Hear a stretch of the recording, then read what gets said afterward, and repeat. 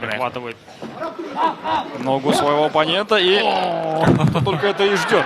Марселио! Сдается! Кипич! И теперь второй раунд у нас. Теперь уже по правилам ММА.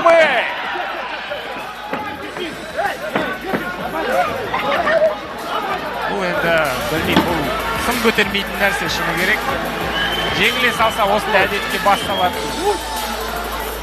Әдеті бар, Мұхаммад Резвонның шеберлігі жетпегеніне кім кінәлі? Өзінен ғана көрсін. Белдесу аяқталды.